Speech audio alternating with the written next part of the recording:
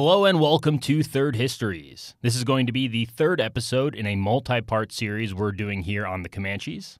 We're going to be picking up this story in about 1760, so if you feel like you need some background on the Comanches in general or their relationship with the Spaniards up until this point, well, maybe you should go back and check out some earlier episodes. If not, well, we hope you enjoy the show.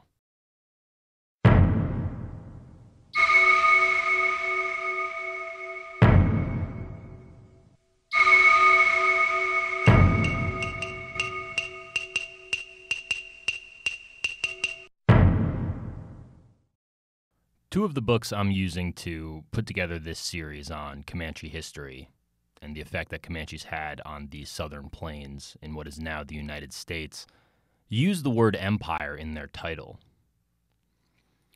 That is S.C. Gwynn's Empire of the Summer Moon and Comanche Empire by Pekka Hamalainen. Now, I have sort of a minor issue with the use of the word empire. I'm not exactly sure that that's how the Comanches would have thought of themselves. Now, what they end up creating in Texas and Oklahoma and New Mexico is really somewhat like an empire. I'd maybe like to throw in another phrase that's used to describe the Comanches, another title that they have, and that is Lords of the Southern Plains. I think that captures something that hits a little closer to the mark, at least from my vantage point. The Comanches really do lord over this territory, and with pretty small numbers. And what it takes to build an empire is complicated. You need military prowess. You need a will and a drive to carve out territory to lord over. You need economic skills and an understanding of the economic dynamics at play in that area of the world. You also need to manage your borders, and that's going to be a big focus for our show today, and it's going to get a bit technical. It might not be as exciting as some parts of other shows we've done, the last two, or certainly not the next one when the Texans begin to arrive in New Spain, as it is still then technically called. We really know it as Comancheria. But I think it's valuable to understanding how the Comanches did what they did, and it also lays the groundwork for the time we're going to get into in future episodes where we're going to get an explosion of written sources. That is when the Texans arrive. So today we're going to be talking about mostly how the Comanches managed their borders, not just with New Spain. We've been going over that this entire series so far, but with other Amarant tribes to their north mostly and to their east. Now, by 1760, this is only 50 years after the Comanches are first recognized as a tribe at all by Europeans, and probably not that much longer after the Comanches become an identifiable tribe themselves after their split with the Shoshones. By 1760, the Comanches have already proven themselves not just as excellent fighters, but also as an ambitious people, a society that's hungry for power, for land, for horses. Perhaps this fact was not fully understood by the Spanish.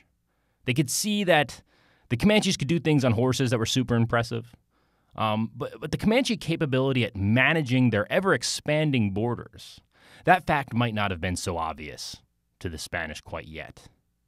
Hamalainen, in his book, Indigenous Continent, this is a different book than the one we've been using by Pekka Hamalainen, but he's produced another masterpiece, Indigenous Continent. He describes, what about the Comanches made this all possible? The expansion and the managing of their borders. He said the following, quote, "The Comanches were an empire with a difference. They ranged widely but ruled lightly, seeking resources and loyalty, not unconditional submission or sameness. They allowed Spanish and Mexican colonies to linger as formally independent but economically subservient entities, extracting resources from them without draining them completely. As nomads, they did not want direct control over foreign societies. Instead, they sought access to foreign resources, horses, cattle, and captives, which, in a sense, took place of landed property. The Comanches turned mobility into an imperial strategy, using horses to compress time and distance, bringing remote resources near while keeping violence at bay. Observed from the urban vantage points of New Mexico, Texas, or Zacatecas, adhering to an imperial ethos different from that of the United States and the European nations on the continent, the Comanches represented the pinnacle of indigenous power in North America. End quote. In order to make this Comanche Empire possible, they'll have to evolve their alliances. As we'll see, the Comanches are anything but stagnant. And just to note, their evolving alliances and relationships make part of this story rather difficult to tell. Not just technical, as I've mentioned, but it's complicated. So we're going to have to pull back from relying on some of the details and events that we have in recorded sources and get into some speculative territory. And I've decided that we can't really lay out all of the everything at play here. We'll just simply get bogged down and it'll be too complicated to keep track of anyways. Now, just to begin with, we've mentioned that the Comanches come into history alongside Utes. The Utes were already known to the Spanish, and it was the Utes that gave the Comanches their name that we use for them today. The alliance that the Utes forged with the Comanches came after these two tribes had been at war for some time, but the Comanches and the Utes are able to then make peace and get some mutual assurances, and the Comanches get land to graze their horses on and information from the Utes, and the Utes get horses and help against the Navajo in the Ute Wars against the Navajo. However, this alliance shows signs of falling apart as early as 1749, and this comes in a pretty obvious way when the Utes simply asked the Spanish for military support against the Western Comanches in New Mexico. Now, as always, the action of one band might not reveal the full intentions of the entire tribe, but by 1752, we've got Spanish sources saying that the Utes and the Comanches are at war once again in proper. Consider the timing of this renewed struggle. The Comanches have just solidified alliances with the Pawnees to their north and the Wichitas to their east. The Utes who are out west, they might simply be seeing the typical Comanche posture once they've secured other parts of their borders, right? So the problems the Comanches had in their north and east are sort of being settled. Now the Comanches might simply be turning west to expand there. It also seems like at this same time, the Osages have sort of hit a stalemate in their wars with the Comanches, also in this region where the Wichitas are operating. Now, this stalemate shows signs of existing all the way up until the 1830s, when we begin to see the migration from the eastern coast of the United States all the way through Arkansas and through eventually into Texas, as we'll get to soon. And the Anglos kind of notice this no man's land. They report that there are no tribes operating here, and on either side of it are the Osages and the Comanches. So this stalemate seems to last, at least in this area, for quite a while. The issue that the Comanches have always had with Apaches to their south seems to be hitting a point where it's getting resolved, at least in Texas. The Apaches have been run off this buffalo-rich territory that has now been incorporated fully into Comancheria. So the Utes might simply be getting the full effort of the Comanches once they've settled their more hostile borders elsewhere. Part of the formal reason for this new war against the Utes seems to be access to these New Mexico trading fairs that we've discussed. Ironically, the raiding that had been taking place in the early 1700s seems to have bled the markets dry, and the Comanches and the Utes now have kind of turned on each other for access to those same markets. The governor of Santa Fe at the time, who is about to leave his post, actually leaves instructions behind for his successor to make sure that the Utes and the Comanches never appear at the same market at the same time, lest some sort of skirmish break out at the fair. Hamalainen describes this new Comanche-Ute conflict as follows, quote, "The Comanche-Ute conflict started out as a clash between two former allies, but soon escalated into a major borderland war. Utes, while having tutored Comanches in equestrianism, now found themselves powerless against Comanche cavalry, and in their distress solicited Spanish support and protection. Governor Cachupin managed to balance between the two groups without committing to either, but the tenuous peace did not survive his departure in 1754. End quote. Governor Cachupin's replacement, this man who has been given instructions by Cachupin to not let the Comanches and the Utes appear at the same fair, this new governor, Francisco Marin de Valle, now he was simply unable to keep the peace between these two tribes. In addition to this failure, he also bans the sale of firearms, knives, breeding mares, studs, and donkeys at the New Mexico trading fairs. So, what are the Comanches going to do? If you've been following along our show, you should know this answer. When you restrict access to a certain resource that a raiding society nearby needs, enjoys, or simply wants, well, they're going to come take it. That is sort of the nature of how things work when you live alongside a raiding society. The Comanche raids begin to escalate in the late 1750s in New Mexico. And look, if you've listened to our last show and you're a bit confused about how trading with the Comanches in New Mexico could still be going on, while at the same time Comanches in Texas are wiping out Spanish soldiers, killing and taking the eyes and beheading Spanish priests out in Texas, how is this group still trading in New Mexico with the Spanish? How is that allowed to go on?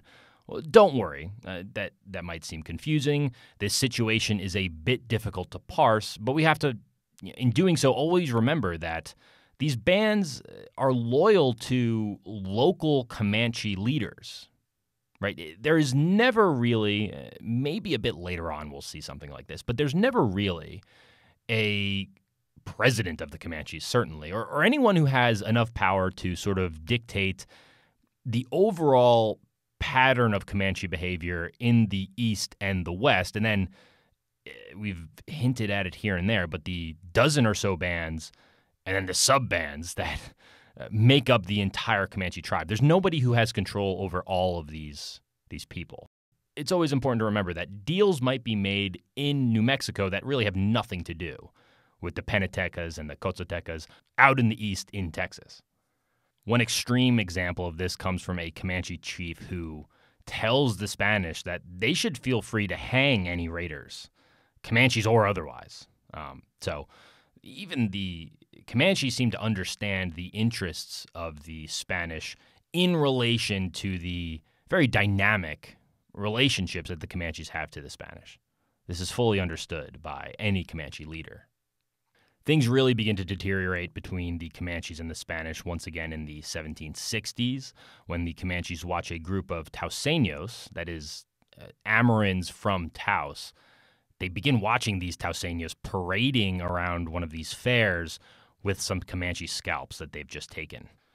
In response, the Comanches leave the fair and return with reportedly 3,000 Comanches and went on a raiding spree throughout the Taos area, not just hitting the town, but nearby villages and hamlets as well.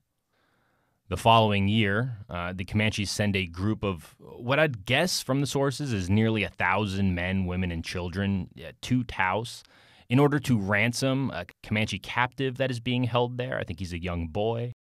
We're told that this young boy, when the exchange is supposed to happen, actually doesn't want to leave his Spanish captors, and a fight breaks out. And the Spanish governor, in response to this sort of what is described as a minor skirmish, completely overreacts. He sends his troops to set upon these Comanche warriors. However, at the same time, the Utes are also in Taos. And this is the instruction that Cachupin left behind.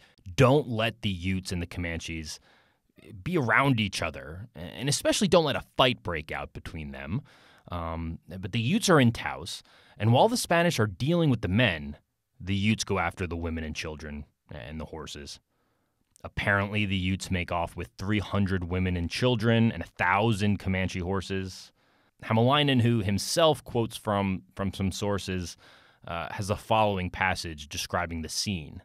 He says the following, quote, "The result was one of the worst military catastrophes in Comanche history. Dazed by volleys of cannon and shotgun fire, the warriors fled the battle scene, leaving most of their women and children behind in the camp. Portillo led his men to pursuit, but the Ute warriors broke away and stormed the Comanche camp, carrying off, quote, more than 1,000 horses and mules and more than 300 Comanche women, large and small. Portillo's troops, meanwhile, continued the chase until they reached, quote, a place impossible to pass. There, he reported, we kept killing Comanches. Those fields were covered with their bodies, for none of them were willing to surrender alive. He reported 400 dead Comanches. Upon returning to Taos, the governor ordered the stable with the trapped Comanche chiefs inside to be burned. 2 captains came out. One was shot on the spot, but the other escaped, wounded and bleeding. End quote. In this aftermath of this battle against the Utes and the Spanish, the Comanches come back home, and once they've learned of this brutal defeat, apparently they kill a significant portion of their horses. They engage in this self-mutilating practice that we've noted earlier. Luckily for everyone, Cautchoupin, the governor who first helped forge a peace with the Comanches, is reinstated the next year, and by way of gift-giving, a massive amount of gift-giving, and some sincere apologies, he appears to have stopped the Comanches from launching an all-out raid and war in retaliation against the Spanish. That is to say little about what the Comanches are up to against the Utes, however. In 1762, the Spanish and the Comanches sign their second official peace treaty, and this actually seems to have further disadvantaged the Utes. With the Comanches no longer focused on these Spanish settlements and fairs in New Mexico, they turn on Ute territory in eastern New Mexico. And the Cotzotecas, this is one of these big violent bands from Texas, they push further south into Texas as well at the same time, sort of compacting this region in eastern New Mexico and western Texas that the Utes are calling home at this point. Now, in reality, the Spanish will also come out on the wrong end of this peace deal.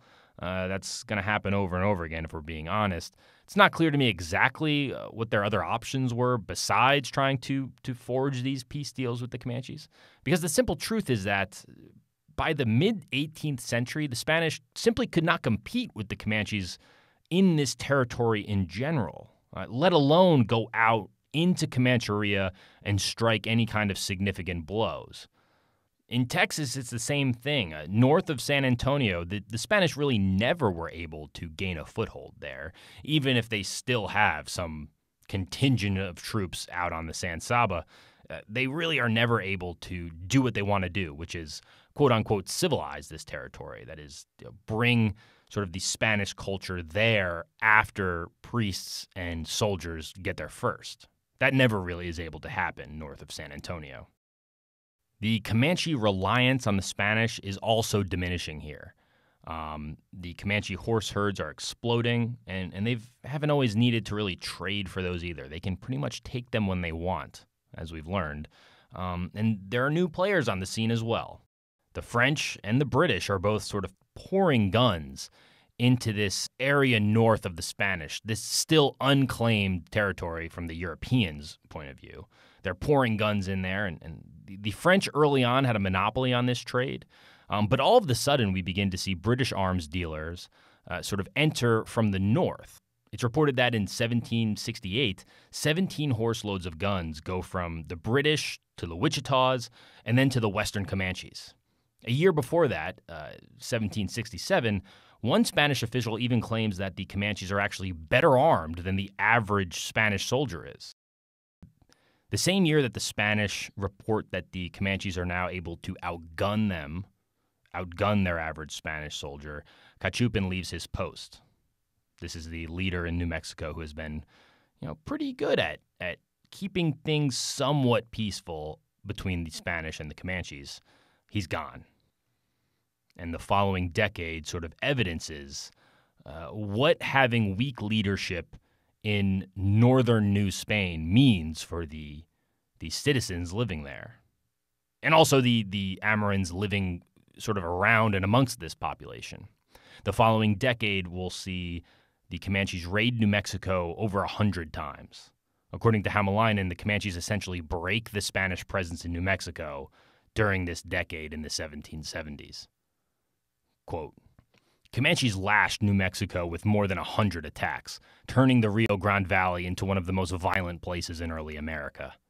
Mixing small hit-and-run guerrilla raids with massive destroy and plunder operations, they killed and captured hundreds of settlers, stole thousands of horses and mules, slaughtered countless sheep and cattle, and left dozens of villages burned and abandoned. When Cachupin's unfortunate successor retired in 1777, New Mexico was a broken colony. End quote. By this point, the Comanches have realized that they are simply stronger and more capable than the Spanish. And the availability of their goods played into, new and vast trading networks, that is, new Comanche goods, namely horses and these guns. However, luckily for the Spanish, a new military leader takes over operations on the northern frontier. This is Don Juan Bautista de Anza. We're just going to go with de Anza. He's posted to New Mexico in 1779. And he basically decides that in order to have any chance against the Comanches, the Spaniards will need to fight like Comanches. This is something that the Texas Rangers will realize in the early to mid-19th century as well, that the only way to play ball on the Great Plains against horse tribes is to pretty much adopt their style of fighting, maybe throw in some better and new military technology as well, and then go at them that way. De Anza's first success against the Comanches comes against the Cotzotecas when De Anza leads hundreds of men deep into Comanche territory and raid a village. Fehrenbach gives a nice description of the situation that De Anza faced and his goals on the plains. Quote, De Anza was in no sense a bloody militarist or hater of Amerindians. He used the only methods he believed would be successful against Comanches. His aim was to teach the raiders bitter lessons, hammer out a form of coexistence, and eventually turn them into friends and allies of Spain. End quote. De Anza's mission against the Comanches will be delayed for a bit due to Spain going to war with Great Britain, but by 1783 he's back out on the plains, and he's telling Comanche captives that he takes to go back to their tribe and inform them that they can have peace and a new trading partner if they get all the Comanches on board with some sort of peace treaty. De Anza is scrapping the idea that you can have a peace treaty with the chief that you perceive to be the leader. He needs everyone there all at once to hammer out a durable deal. And at the very least, De Anza sees some success when in 1785 or 86, there's a little bit of controversy between the sources. The Comanches seem ready to make this type of large peace deal that De Anza is seeking. Now, unless I'm confused about the sources here, I've found some different accounts of what exactly happened at this peace deal. But as always, we'll lean towards Hämäläinen because his sources seem to be impeccable, and he cites them a little bit more thoroughly than some of the other books that I'm working with. Hämäläinen's actually referencing the diaries of the Spaniards and in this case, a Frenchman who were at this peace deal themselves. So we're going to go with Hämäläinen's account. According to our best sources, Domingo Caballo, that is the Spanish governor of Texas at the time, appoints Pedro Vial, a Frenchman who's an Indian trader who'd lived with the Wichita, and Francisco Xavier Chavez, who himself was a former captive of both Comanches and the Wichita for something like 20 years between the two tribes, and he was fluent in both languages.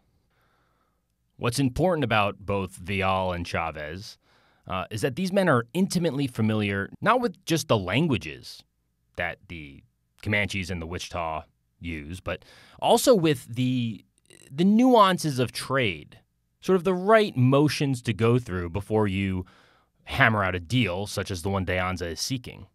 We all realize that, at least in principle, every culture has some unique forms of communication that go beyond just the spoken word. Simply put, what's offensive in one culture might be normal and acceptable in another, and vice versa.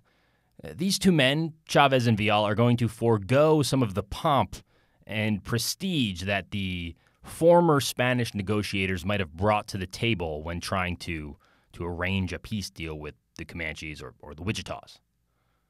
In 1786, these men, accompanied by a party of soldiers and other Spaniards, will set out to North Texas in order to find Comanches and Wichitas, who are eventually they're going to find them camped out along the Red River.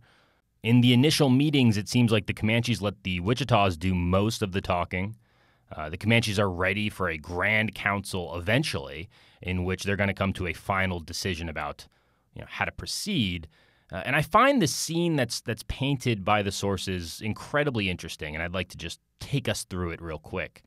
Vial reports that there are 700 Comanches that took part in this council, and during the council, they arranged themselves basically by rank. There are successive rows, sort of going back from front to back. You kind of have the elder statesmen up front, and then the younger participants all the way in the back, and everyone in between, arranged by sort of age or prestige. And after some pipe smoking, Vial begins to make his case. He basically has 4 main points he wants to get across to the Comanches and the Wichitas, and I find the first pretty interesting. He begins by noting that it's to everyone's benefit that we all make war on the Apaches.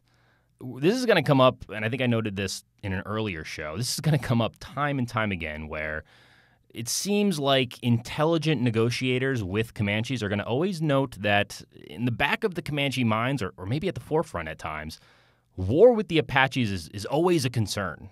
And they always want to make sure that no matter what happens at this council, they're going to be able afterwards to make war on the Apaches. So Vial leads with, look, we all don't like the Apaches. Let's come together and make war on them collectively.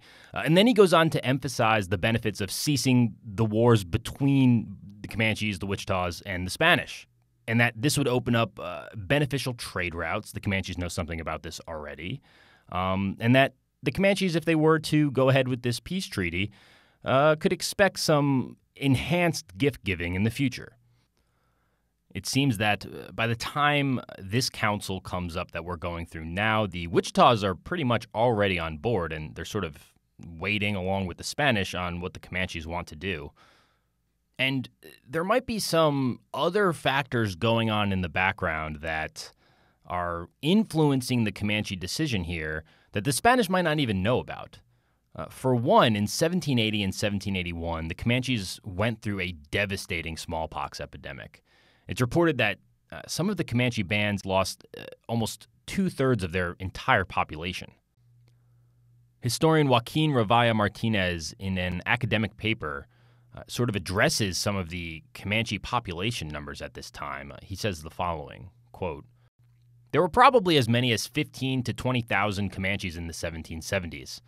By the mid-1780s, however, Comanche population had apparently shrunk to some 12,000 to 14,000 individuals, mainly as a result of a deadly smallpox epidemic around 1779 to 1782, end quote. Another factor sort of looming in the background here, well, that would be the Osages and the Pawnees, who have broken off the alliance that they had brokered with the Comanches earlier in the 1700s. And the warring in the north that we had started off by noting had calmed down has picked back up. We're told that the Osages have ready access to guns, even more so than the Comanches, as they are also entering the gun market. But the Osages seem to have a better trade network that they're a part of there. And the Comanches are even having some problems with the Kiowa. This group that I have noted in the past is very similar to the Comanches, especially in sort of their raiding practices and their warlike attitude. They're having some problems with the Kiowa. So this group that they are used to going on hunting trips with and sharing campsites with, all of a sudden they're having some disputes with them as well. Part of that conflict between the Kiowa and the Comanches could have something to do with the depletion of the bison herds, something we have not talked so much about in our shows, but is going to become a bigger and bigger issue. So a more intense competition over not just the protein and the bison meat, but also the hides that are useful in these trading networks as well. So some heated up competition between the Kiowas and the Comanches over protein and goods seems to be sort of maybe spawning a conflict between these two tribes. Whatever the case, we have here another example of the Comanches turning a former enemy, the Spanish, into a friend just when they need one most. So far, while this is probably the most important peace deal made by Europeans with Comanches, at this point it's really only applicable to the eastern Comanches in Texas. In the West, the Comanches are divided along band lines about what to do in their relationship with the Spanish. The Cotzotecas, this is a band that, as far as I can tell, is somewhat split between this eastern branch and this western branch. They're sort of operating in the middle. They want peace in the West. However, the Jupes or the Hupes and the Yampircas, they still want to do this tit-for-tat raiding relationship, this off-and-on peace. We come to the fair, then we'll raid you, then the Spanish will send out arms, and then we'll deal with that when that comes. The Hupes and the Yampircas still want to continue that sort of relationship.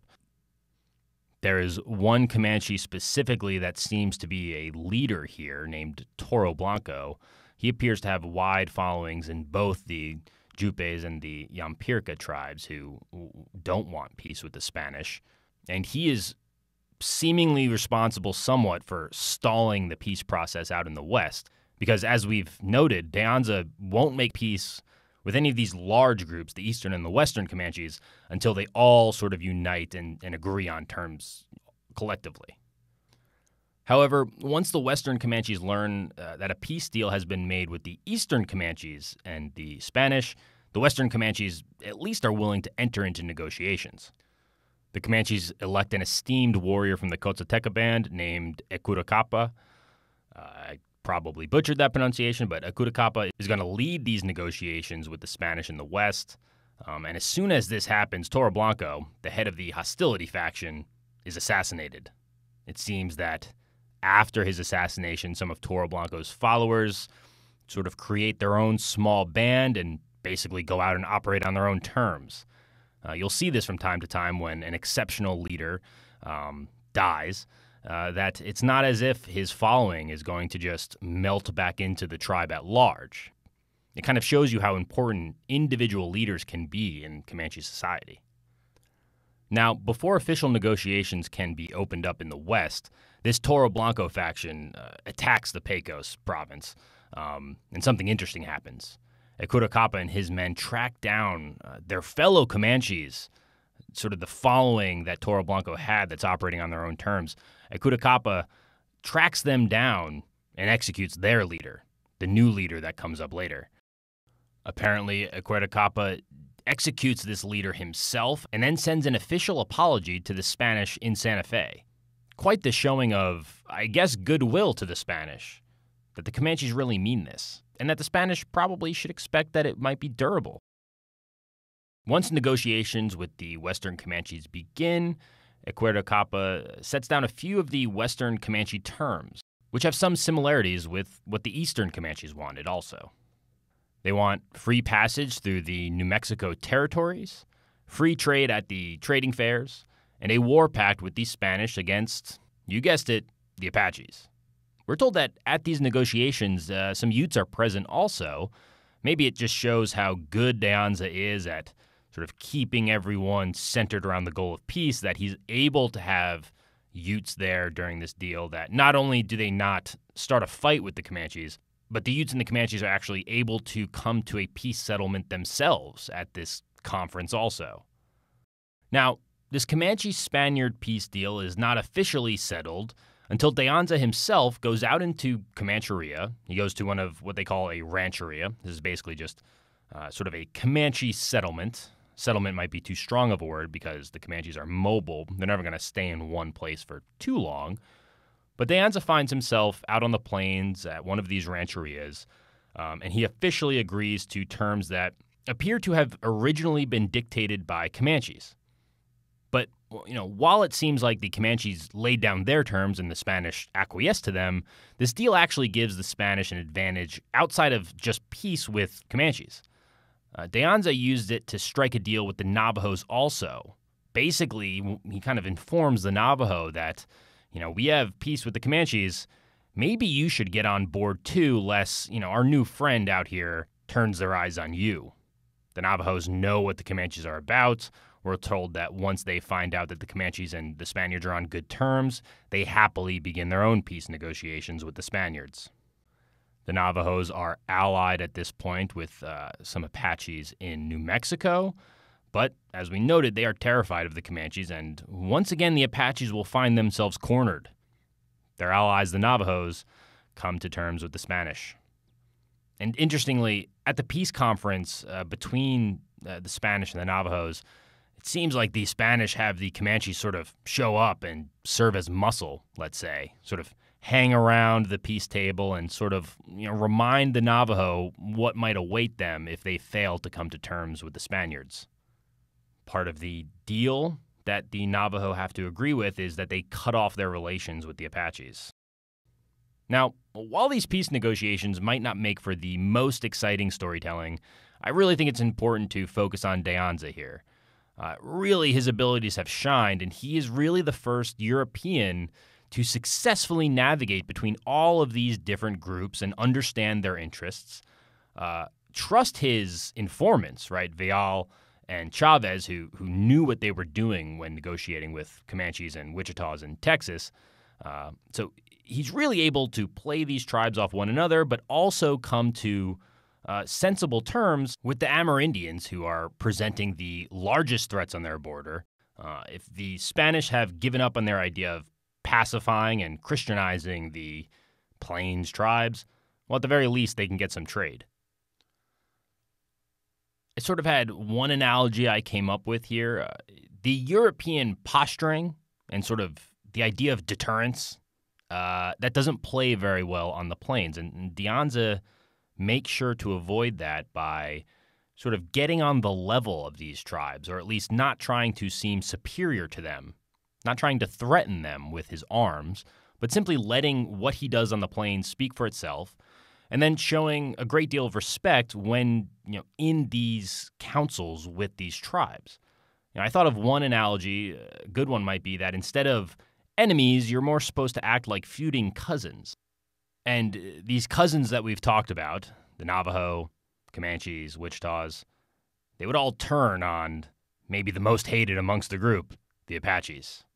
In the 3 years following these successive peace deals, the Comanches and the Spanish will set out on 5 campaigns against the Apaches and basically overwhelm them into suing for their own peace with the Spanish. Now, it's not the case that all Apache sub-tribes and bands and sub-bands are facing the same difficulty. In Texas, it appears that the Lipans are actually sort of on the upswing. Right? This is the group that persuaded the Spaniards to build that mission in San Saba as a sort of buffer zone between themselves and the Comanches. Of course, that San Saba mission gets ransacked, the troops and priests killed. They've apparently been doing quite well for themselves in Texas while these peace deals are going on. They've taken advantage of the fact that during the American Revolutionary War, the Spanish have moved around their troops in such a way that New Spain is now quite vulnerable, and the Lipans have been raiding it. At the same time, in the early 1780s, that the Comanche bands in Texas are suffering from an intense smallpox epidemic, the Lipans seem to have avoided that fate and have been plundering northern New Spain. So they are sort of a resurging power on the plains. But by the 1790s, the Comanches in Texas appear to regain their strength and reset the dynamics back to their former state. And soon afterwards, we see the Apaches settle into basically an early Spanish version of reservations. They've been pushed out of the buffalo country. Now it seems like for good. Of course, thousands of Comanches will remain on the plains. In fact, they'll probably remain there longer than any other tribe, especially in Arizona. But in general, the Apache presence in Comancheria has been mostly expelled. Also during the 1790s, Comanches will begin to raid Navajo and Ute camps. So the deal that the Spaniards were able to get between the Comanches and the Utes, the official one there, and maybe the implicit deal between the Comanches and the Navajos. I don't want to assume too much there, but as we said, the Comanches were present at the deal that the Navajos struck with the Spaniards. Regardless, the Comanches will begin raiding Navajo and Ute camps again, but they're not going to war with the Spaniards throughout the 1790s. So while the Comanches seem to respect the deal they had with the Spaniards, they might not be keeping up their end of the bargain with the other Amerindians sort of surrounding New Spain. Hämäläinen takes from all of this that the Spanish are sort of coming to terms with the fact that the Comanches are going to basically operate on their own terms.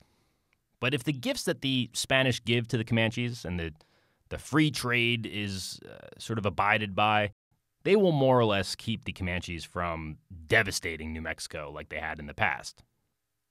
So that is basically what I wanted to get across for the second half of the 18th century in terms of the presence of the Comanches on the Southern Plains, what the Spanish are up to.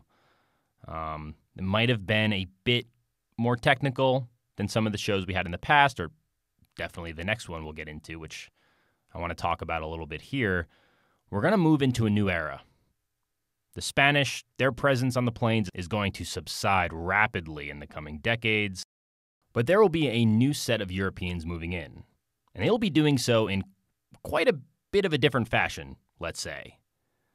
While the Spaniards had sent priests and soldiers and governors with, appointments from Europe out onto the plains to figure out what to do about the Amerinds there, the new arrivals in Texas, they're going to be a little bit different.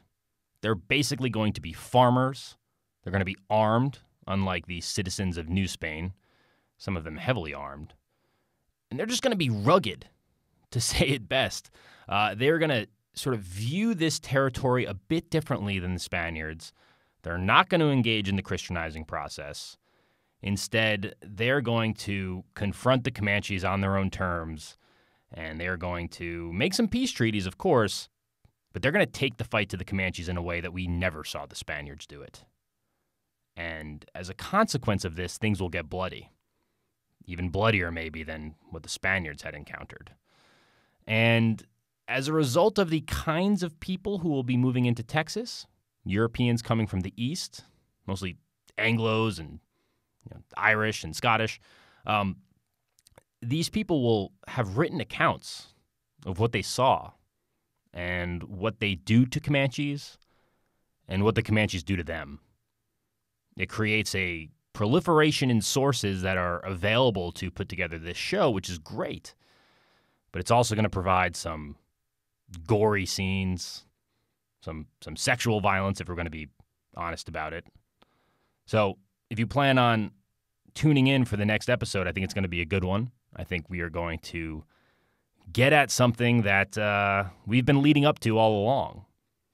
What the Wild West is really like, what Texas is like in its early days, how the Rangers fought the Comanches, and the realities of living on the Great Plains, both for Comanches seeing the new arrivals come from the east, and what Europeans first think when they first meet Comanches. All of this will be included in and will make up the content of our next episode on this fascinating, powerful, and historic tribe, the Comanches.